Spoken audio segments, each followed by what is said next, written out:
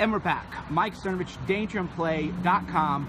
Guerrilla Mindset here, doing some journalism about genocide in South Africa, what the fake news media isn't going to tell you. So what we're going to have you do is we're going to have our friend introduce himself, and then if you have questions about me or comments, you're welcome to comment. So as you guys can see right now, we're getting people watching. There's 150 people, 160 people, 170, and then we're going to get all these questions and everything, right? All in real time. So please, sir, introduce yourself. I'm Simon Roach. How do you spell that?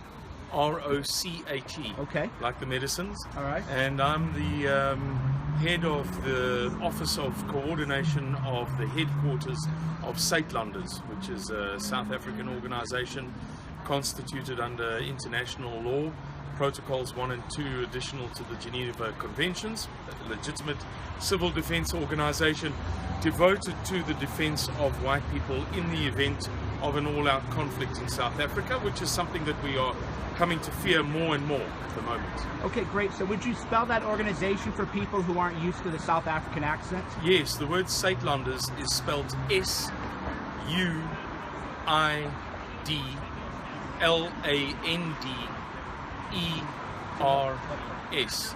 And if you'd like to take a look at the website, it's SUIDLANDERS.org.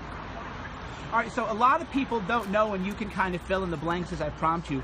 A lot of people don't know that there is actually a real strong risk of genocide occurring in South Africa. And at one time, an NGO unaffiliated with you or anyone else actually said that on a scale of 1 to 8, where 8 is full-on genocide, South Africa was at a 6 or something thereabouts. So could you tell people maybe what this is, the genocide risk, and what it's looking like in South Africa? Yeah, Dr. Gregory Stanton of Genocide Watch, which is, historically speaking, Dr. Gregory Stanton has typically been identified as a liberal. He was a strong activist against apartheid, so not a natural ally of ours by any means. Came to South Africa to investigate the allegations of genocide, and he has placed us in the third to last phase. The three final phases end with denial. The penultimate phase is the actual genocide. We are in the final phase, the third to last phase, the final phase before all-out genocide. And that's by Dr. Gregory Stanton of Genocide Watch in Washington, D.C., the guy who predicted the Rwanda genocide almost to the month a year before it happened. Now, do you live in South Africa currently? Yes, I'm born and raised South African. I live in Johannesburg. Now, what is your on-the-ground experience or feel or intuition or assessment of current conditions on the Genocide Watch?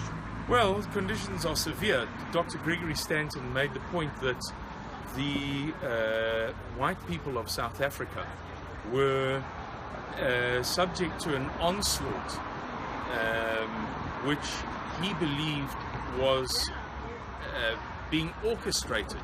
In other words, the 3,500 odd farm murders and rapes and the 74,000 approximate number of murders of white people over the recent past were not purely coincidental, and they weren't purely criminally motivated, that there was some sort of tacit approval or support by powers which he didn't mention. But of course everybody knew that he was referring to the government or the African National Congress, that there was a degree of tolerance and refusal to react through the police and legal means, which implied that there was some kind of tacit support and the government was only too happy to see it happening. And anybody who has a query about that is welcome to go onto YouTube and have a look at the videos recording him describing these things. Great. So I'm going to take a couple steps back, because most of the people watching have absolutely no idea what is going on in South Africa, because in America our fake news media has completely covered it up and hidden it. So yes. You mentioned farm murders. That is something I know what it means. Andre knows what it means.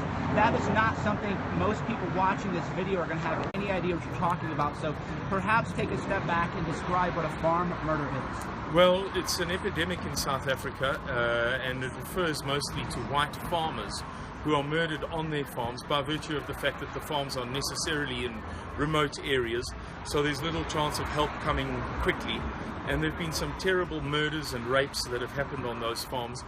I recently read a statistic stating that the likelihood of being murdered as a farmer is greater than the likelihood of dying as a soldier, an American soldier, in Iraq or Afghanistan. I thought that that was ridiculous. It was an exaggeration and somebody had gotten a bit carried away. So I checked the facts for myself with a simple pocket calculator. And believe it or not, it's true that if you want to live a long and happy life, you should go and fight in a war in Iraq rather than farm peacefully the soil in South Africa. So that's what we mean when we talk about farm murders. Very often it involves the whole family, perhaps the rape of the wife while the husband is obliged to look. There have been one or two incidents where husbands have had their eyelids cut so they couldn't squirm their eyes away from watching their wives be raped. There is a very, very well-known incident where a young girl of 4 years old, the daughter of the farmstead, as it were, was raped by 3 men, and then while she was still alive, this 4-year-old girl was set alight. So that gives you some indication of what we're talking about when we talk about farm murders. We're talking about spectacularly brutal and vicious events that are happening on a tremendous scale as a proportion of the number of people, the number of farmers. In fact, the statistical likelihood of dying as a farmer, I mentioned the soldiers in Iraq or Afghanistan, in South Africa, where we have rampant crime and where police are often shot, very, very often shot. We have terrific police shooting statistics. The chances of being killed as a farmer are double, almost exactly double, the chances of being killed as a policeman. So it's incomprehensible, but it's true, and any viewer of this video can go and have a look for themselves. With 10 minutes or 15 minutes of scratching, they can come across the statistics and the evidence for themselves. Right. It was interesting because I've had people call me a liar because I told them that one family was forced to watch as their son, a child, 4 or 5, was boiled alive, and they would call me a liar. And I said, no, this is actually happening in South Africa. I don't know that specific incident, but there have been many similar incidents, many of spectacular brutality. I can show you some photographs shortly on my computer, Mike, of people who've had boiling water poured over them, a woman who had a broomstick forced up her vagina right up to about here, some incidents of people having sharpened instruments rammed up their rectums, right up their backs. The week before last, a woman on a small holding, what we call a small holding, that is to say a small farm, was tied up in a chair, and an electric drill was drilled into her joints, her ankle joints and knee joints. She was, if I'm not mistaken, 68 years old, absolutely helpless, no threat to anybody, and it was just done by the perpetrators for the sheer joy of it. And incidentally, a lot of this sounds to people unbelievable. This is all, you can verify this, they can fact check it, correct? Yes, of course they can. There's a terrific website called Censor Bugbear. Censor Bugbear. It's maintained by a woman called Adriana State. And if you Google Censor Bugbear, you can have a look at some terrific photographs of these murders and rapes. There are databases showing hundreds of different people's names and the dates and the times and the places. Another interesting thing, a fact which people can believe or not as they like, but it is a fact, is that in the first 14 days of February this year, more white people were murdered by black people in South Africa than the total number of all murders in the Republic of Ireland over the past 30 years. Wait, hold on. In 2 weeks, more murders than Ireland in 30 years. Is that right? That's correct. Of white population, which is of about 4.8 million people. I don't know the population of Ireland, so as a reference point, people would have to look for themselves.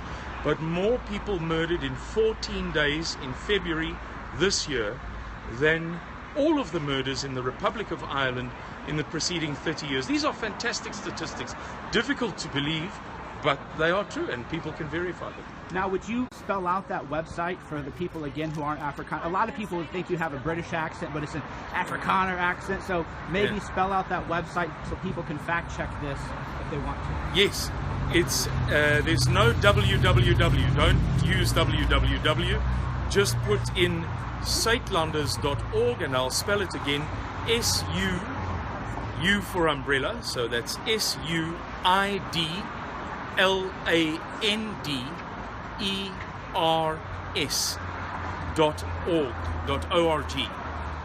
Now, would you say that the attacks and the farm murders and the other hate crimes have the approval of the government in South Africa?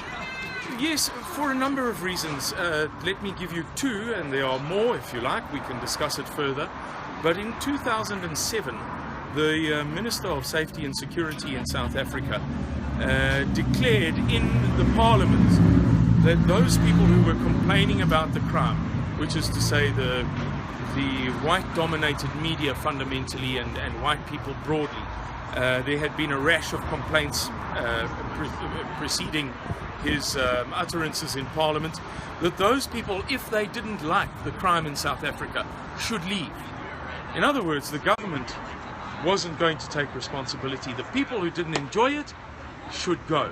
And for the past few years, the South African Police Service has stopped presenting statistics on the base of race. There was a time when you could access the statistics and say, dear me, isn't it a bit of a pity that so many Lebanese people or so many Zulu people or whatever, that people have suffered such terrible crimes.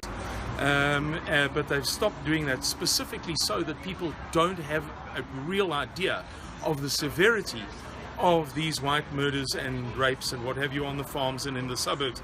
And this is not a political thing. It's not a racial thing. Certainly not from my side. This is the government.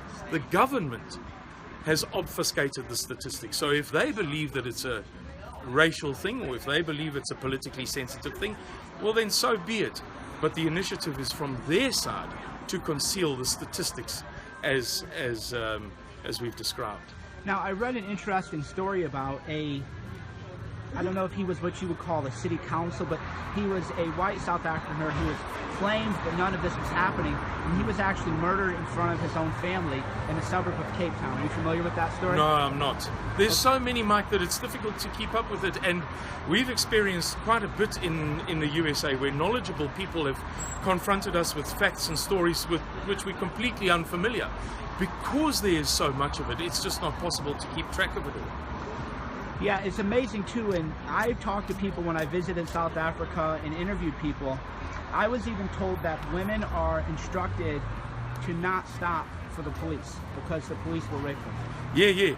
There is a terrible fear amongst people of what they call blue light crimes. Blue light, you call them? Blue light crimes. That is to say, where a vehicle employs a blue light, a police light. We have blue cylindrical police lamps that the police vehicles use to commit crimes. It's a crazy thing. It's huge. It's been done many times. So women are obviously cautious about stopping for police. They're afraid of it, and we tell our women not to do so, to avoid it as far as possible. You know, if you see a blue light flashing, whether it's police or not, there have been some terrible crimes committed by police and with police firearms, and police being tracked by the firearms that are used for the crimes. There have been numerous how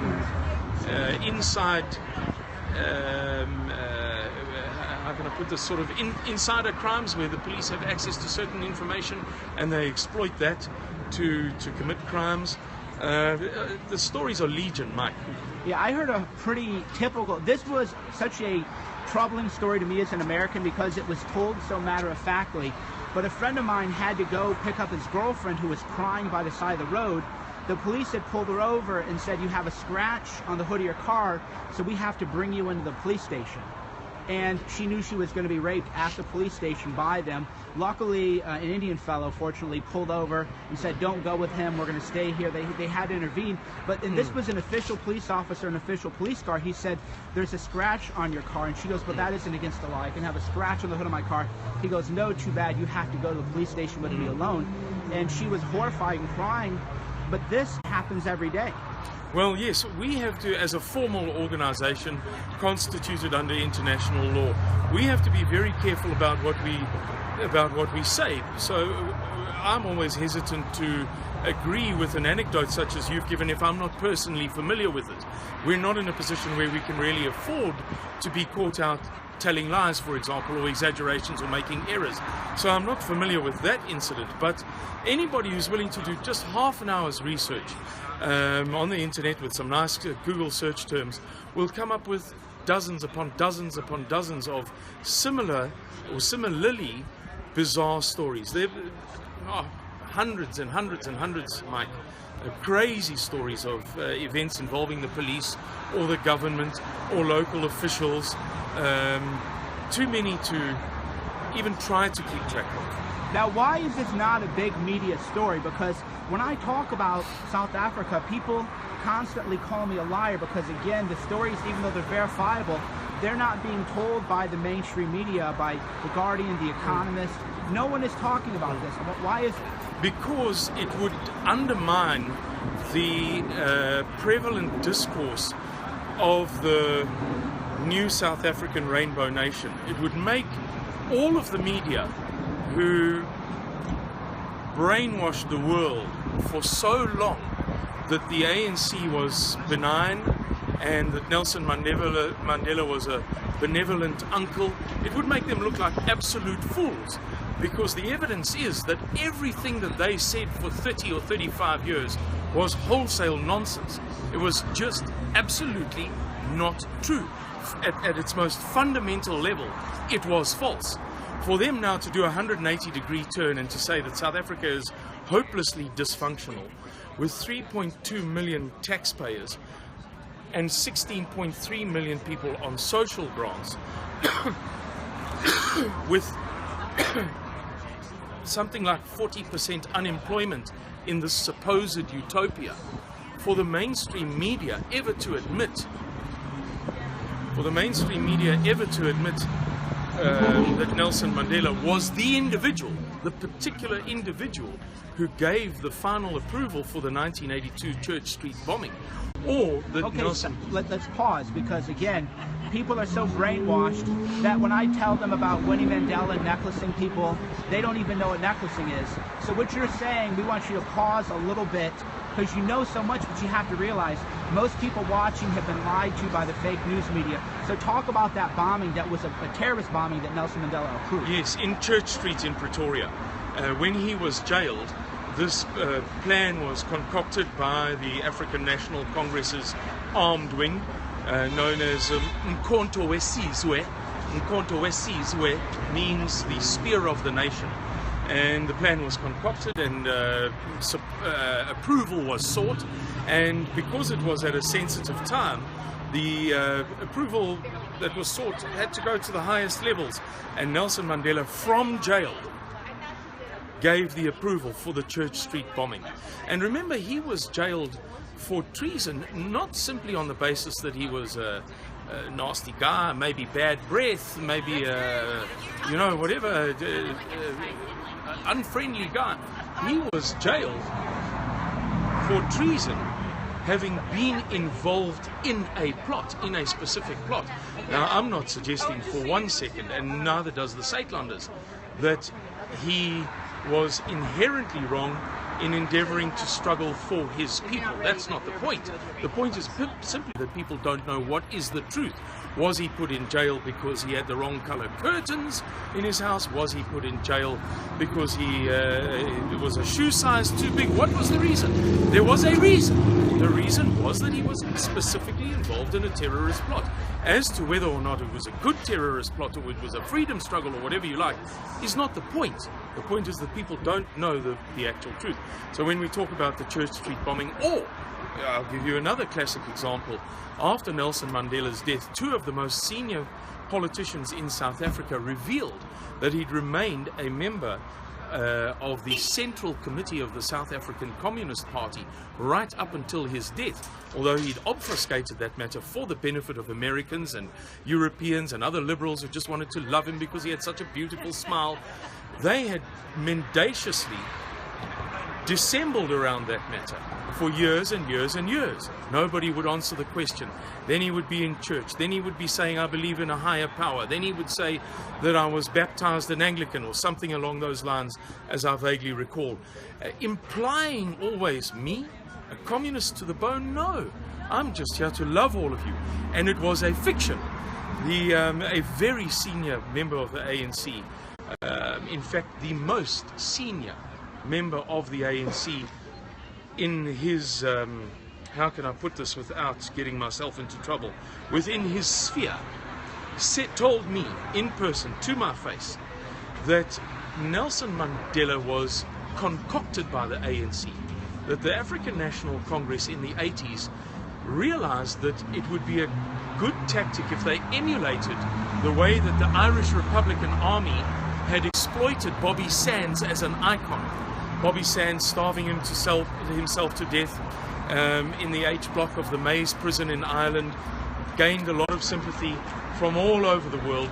And this man told me that we realized that if we could do the same, if we could concoct an icon, if we could come up with something that people would fall in love with, it would be to our advantage. And it worked far more successfully than we ever expected to. Nelson Mandela became a global icon. People knew absolutely nothing about him, but they bought in to him as an icon, and we reap the benefits. So that's a bit of the truth behind it. And if I may, before I stop speaking, Mike, I'd like to touch on what you said about the necklacing. Necklacing was a very common thing. If anybody would like to do the research, they're most welcome. Just Google the search terms. Necklacing was something that was particularly advocated by Winnie Mandela, Nelson Mandela's wife. Necklacing is the killing of opponents in a manner so brutal that it intimidates others. The point of necklacing is not to kill. The point of necklacing is to terrify.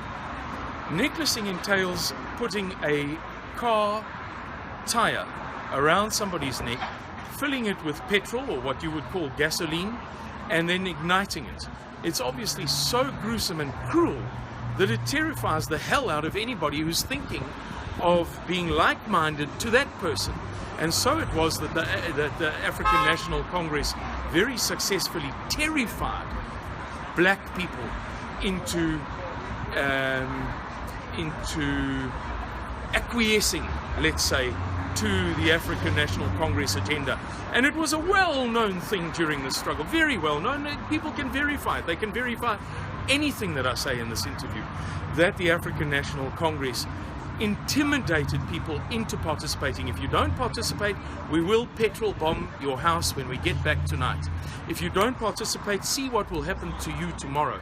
If you don't participate, see what we will do to your daughter on her way to school tomorrow. If you don't participate, trust me, your wife won't get to work tomorrow. Now, whether this is politically correct or not is besides the point. Let's say it's the most politically incorrect thing in the world, what I have just said. It doesn't change whether it's a fact or not. It is a fact, and it's not an isolated fact. It's a broad, widespread thing. Tens upon tens, hundreds of thousands of examples of this existed or occurred, and they can be verified.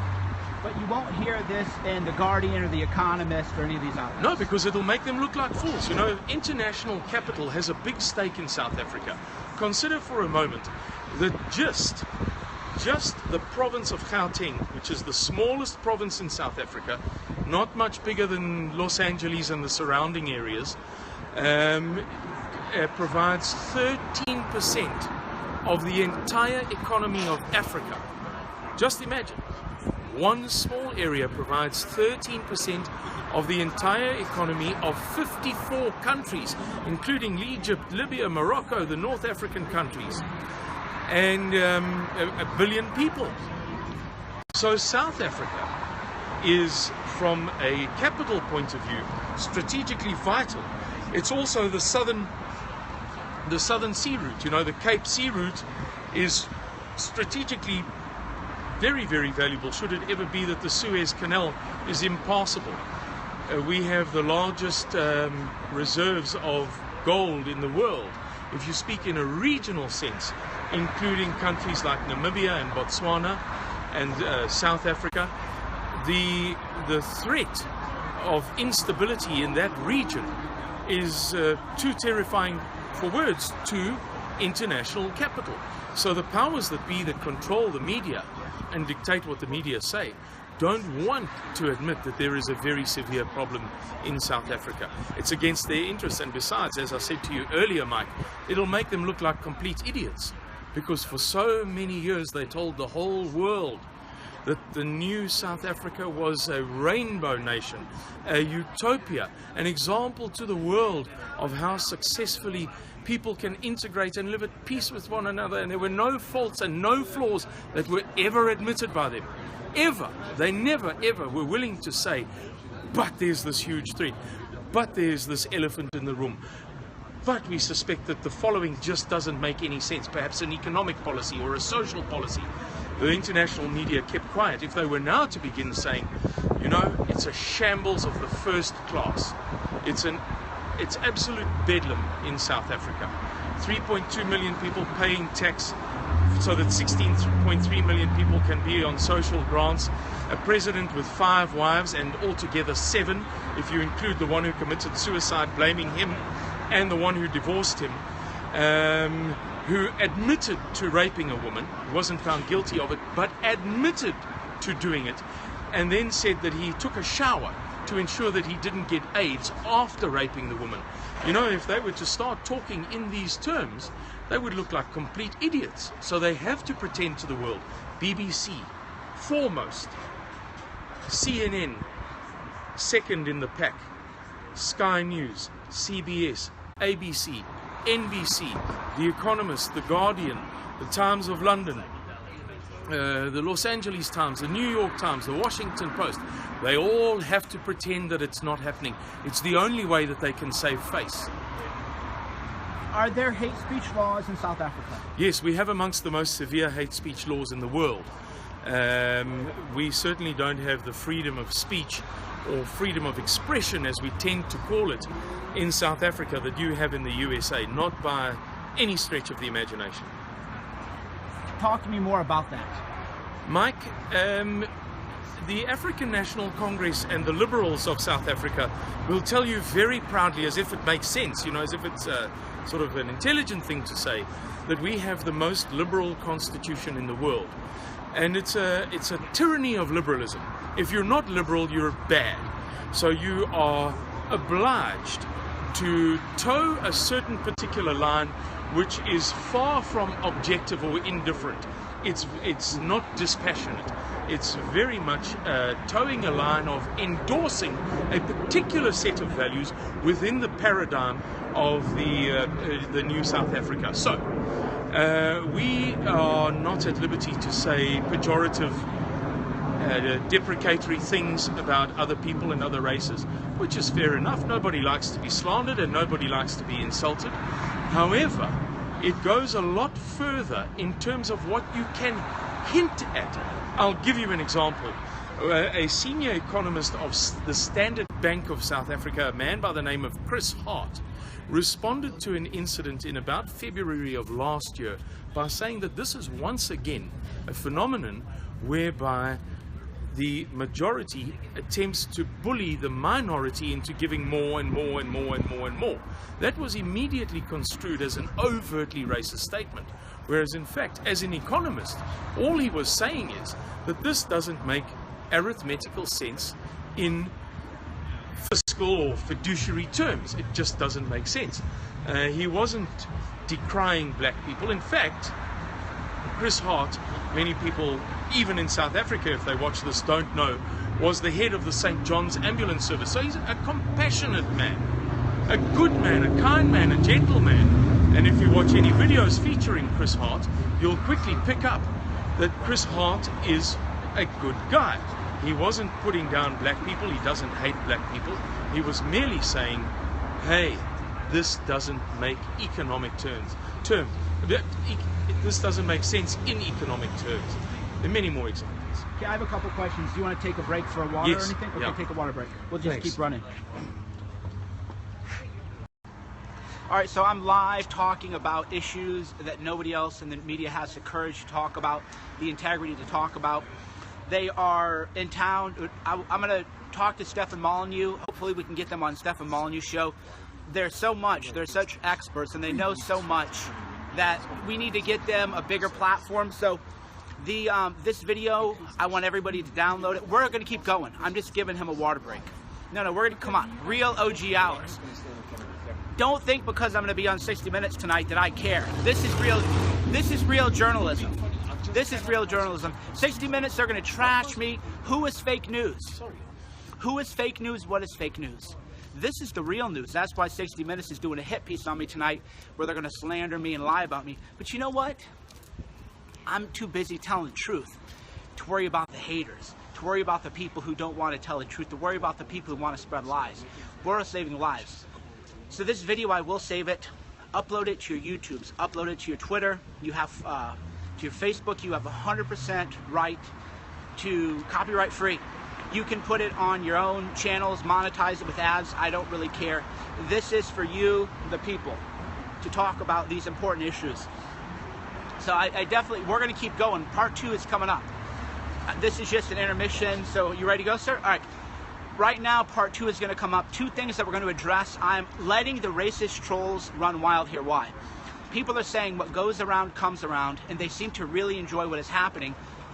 It's important for people to know how much actual hatred there is in this world the other way, because we never hear that side. So I'm letting people who say what goes around comes around, I hope this guy is killed. I want them to say this, so that people can see, hey, this is the truth, this is the hatred. So we're going to go back to our guest, and I'm going to ask him 2 questions. So don't talk yet, sir. My first question is going to be, do you fear for your life? And I'm going to turn the camera. Yeah, absolutely I do, and I fear for the welfare of my children. Participating in this is not an easy decision for certain people.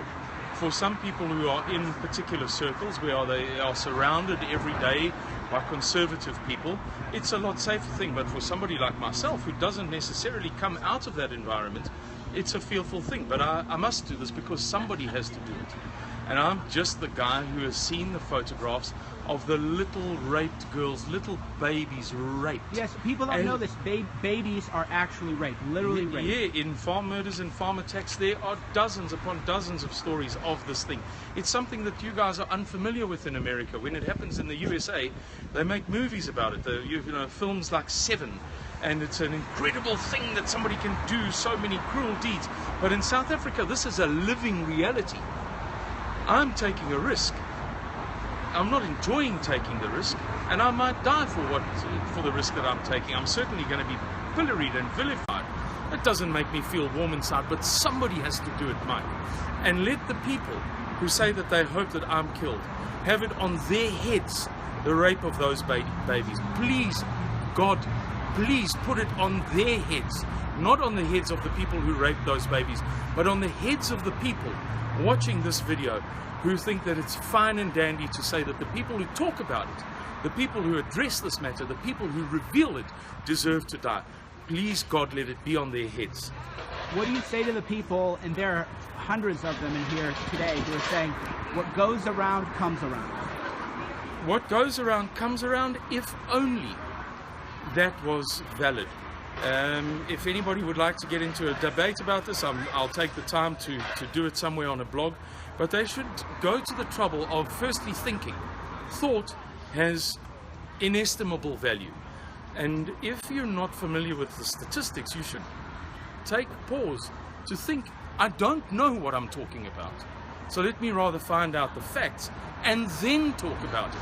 The facts are, it's a well-known thing, that fewer people were killed by apartheid than have died in the past 23 years as a result of rampant crime in South Africa. I'm going to pause you there. Say that one more time. It's a well-known fact. A very well-known fact.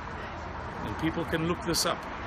A particular writer by the name of Mike Smith Mike Smith has analyzed this matter very extensively. Fewer people were killed by apartheid. I'm not saying that apartheid was a ball of laughs. I wouldn't have liked to be a second-class citizen. I wouldn't have liked to have been black under apartheid. Of course not. Nobody's saying that apartheid was grand for all concerned. Of course not.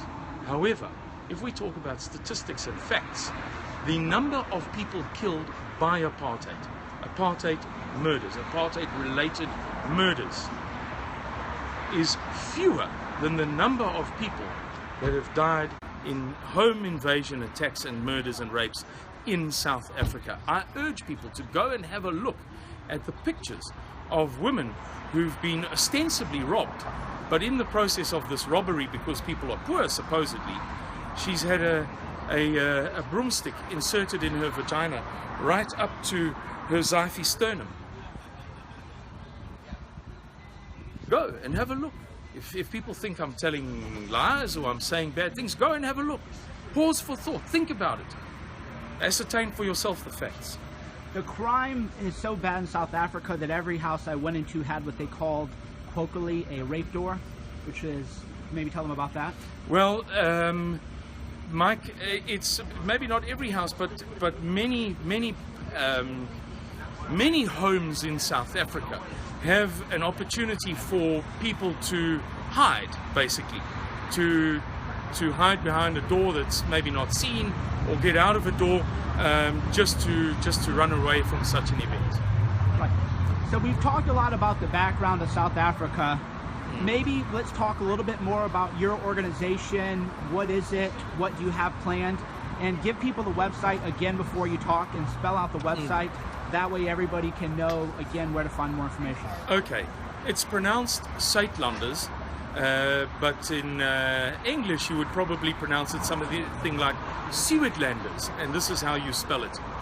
S for Sierra, U for uniform, I for indigo, D for Delta, L for Lima, A for Alpha, N for November, D for Delta,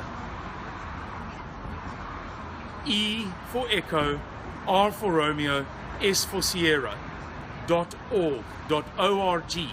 Don't use www, just use the Suidlanders.org in your... So SUIDLANDERS. That's it, .org. Right, now what is it that you do? We are a civil defense organization constituted under international law. That is to say, the protocols additional to the Geneva Conventions. The Geneva Conventions were written or adopted in 1949, and their purpose was to make up for some of the crimes that were committed in World War II, to ensure that in future armed conflicts, such particular crimes didn't happen again. In 1977, 3 protocols were adopted, whose purpose was to fill in some of the loopholes that had been discovered within the parameters of the Geneva Conventions over the intervening 28 years. 3 protocols. Protocols 1 and 2 are relevant to us, and they provide... So I'm going to interrupt you just for a quick second. You are 100% legal then. This isn't some kind of weird crypto-fascist organization. This is a legitimate... No, and the vital thing, before I answer you properly, Mike, is for people to appreciate that we're not seditionists. That is to say, we don't endeavor to undermine our society. We're not like a communist revolution, issuing samizdat, saying that society is bad or anything like that. We are 100% transparent. Our phones are tapped and our emails are intercepted, and we make no effort whatsoever to cover our tracks or to conceal ourselves. We're transparent under international law. We are also not insurrectionists, so we are non-militant. We are not preparing to engage in a conflict. We are an organization under international law which provides specifically, we didn't make these laws, the liberal United Nations and the liberal Northern Hemisphere and the West, if you don't mind me saying so, Mike, made these laws. We are just cooperating with them. The laws make specific provision for embattled groups of people, identifiable groups of people, to gather together under the aegis of international law and to seek the protection of international law in the event of a conflict in which their welfare is threatened, armed, international and non-international, as they put it. So, for example, a civil war, international conflicts and non-international conflicts. So we as Sakelanders believe that there's an impending, a looming threat in South Africa. Why do we believe that? Because on the 7th of November last year, a very senior political leader in South Africa said, "I am not calling for the slaughter of all whites yet." And as a senior traditional leader, black traditional leader, said to me, in your culture that could mean many things. In my culture, that means only one thing. I wish you to prepare yourself to slaughter these people. This is not a white person saying that blacks are bad or blacks are scary or we should, do something about these blacks. This is a senior black traditional leader. Very, very senior. I'm sorely tempted to mention his name and his status. The leader of a complete nation in South Africa, saying, when people say things like that in our culture, it specifically means get in the starting blocks because it's going to be ready, steady, go soon. Now, if that's not enough to terrify us into being prudent, not into being seditionist or insurrectionist, but into being prudent, then I don't know what is. Now, I had a question for you about some images that I'd seen, and I didn't know if these were true or if it was fake, but it was a march with a doll of a white baby being hung by a noose. Did that really happen? Yeah, that really happened. It was during an ANC march, and a guy made a little totem pole of white dolls, little dollies, little girls' dollies, and pinned them to this totem pole, and then as he walked through the gathered people, he invited everybody to slap them. Now, if there are still some viewers here who believe that we are racial instigators, that we're not being reactive, but rather we are instigators, then I pose this rhetorical question. Can you imagine the sheer hysteria that would pervade the world news if a white person had walked through a shopping center with a series of black little girls' dollies pinned to a plank of wood and invited white people to smash them to pieces? Can you just imagine for yourself? During our recent campaign at the universities, it was a very virulent campaign. There was a sub-theme in this campaign called "Fuck All Whites." Now, can you imagine if white people engaged in a university campus campaign saying "fuck all blacks"? A few black students walked around with such t-shirts and what have you. Can you imagine if white students at universities walked around with t-shirts saying "fuck all blacks"? This is indicative of the zeitgeist, the spirit of the times that is prevalent in South Africa at the moment. There is a terrific amount of tension, and white people are trying desperately not to react. There are precious few incidents that anybody can find in which white people have responded to these tremendous ongoing provocations. People have been cowed by 35 years of Western and Northern Hemisphere narrative, liberal narrative about what values we are supposed to hold, what's acceptable for white people to think and to believe, that they're too terrified to react or respond. However, some of us are taking the risk of lawfully, despite the opprobrium that we are going to, or that we do suffer as a result, we are taking the risk of preparing for a cataclysm. If it doesn't happen, so much the better, because then people will be able to laugh at me for the rest of their lives, and I'll also be laughing because I'll have lived a peaceful life. However, if it does happen, I will be pleased to say that I was one of the first people who saw the writing on the wall when our state president and other black leaders began to openly talk about whites alone being responsible for all of the problems, I'm quoting verbatim, all of the problems in South African society. Great, so we're going to take a break, give you a breather, but before we go, please tell them your name and how they can find out more about you. My name is Simon Roche, and that's spelled like the medicine brand, R-O-C-H-E, Roche if you prefer, R-O-C-H-E. My email address is hk@saitlanders.co.za. The website address has the suffix .org, as we mentioned earlier, but the email address has the suffix .co.z, Z, the American letter Z, A, hk@saitlanders.co.za. And real quick, before we take a 5-minute break, you are at suidlanders.org. That's correct. That's the website. Great. Okay, we're going to take a break, and we're going to come back. So you can go ahead, Russ. All right, so, we're doing live filming. You have your water and chill out, get a coffee, what you want. So, they're doing it Cernovich media style. They're like, who's this crazy guy? He's got a phone. You're going live now. You're not going to ask us questions. And I go, look, I don't edit people. I don't cut people up. I'm here to just say, you tell the people what you have to say live. I don't pre-interview. Did I pre-interview at all? No. No pre-interview. I didn't tell them what I was going to ask. I just did my research on the issues. And they were, they weren't ready for it. So what we got to do is we're going to do part 2. This was part 1. Over 10,000 people have watched it already. We're going to spread the word. I'm going to try to get, we got to let Molyneux know that this is a very, very, very important guest, very educated, knowledgeable. This is great things. Mike Savage needs to talk about it. Hannity needs to talk about this. Tell Sean Hannity he needs to talk about this. You know how to find Hannity on Twitter. Tag Hannity in this Periscope and say, Sean Hannity, there's an important issue happening in South Africa. This is real journalism. Tell Tucker Carlson. Tell these people we need to get the truth out there. Fake news is not going to tell the truth. Fake news is not going to tell the truth. Let Tucker Carlson know. Let them all know. So I'm going to be right back. We're just giving them a break. They're not really used to, not everybody's used to the Cernovich media pace, just frantic, go, go, go, go, go.